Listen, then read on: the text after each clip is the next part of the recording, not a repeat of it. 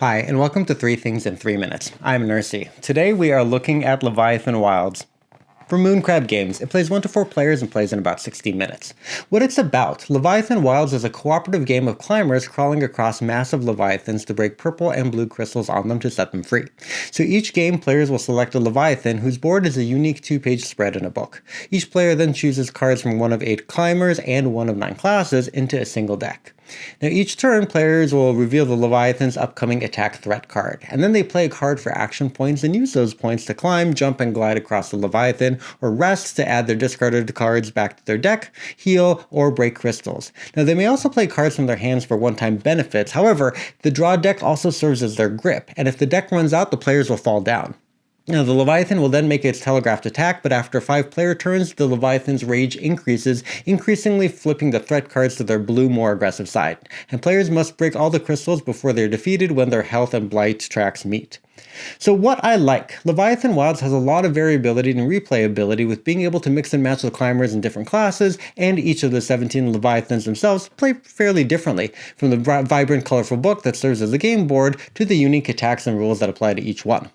The game is also remarkably easy to set up and tear down, so you combine the player decks, grab the unique Leviathan attack deck, open the book, and other than setting out some dice, crystals and mushroom bonus and sometimes a few other tokens, that's it, and it's refreshing to see a game so cleverly mix things up so easily. And while there can be a bit of alpha playing and telling other players what to do, the different climber abilities as well as the unique abilities of their cards means that each player can contribute in a meaningful way that encourages good communication.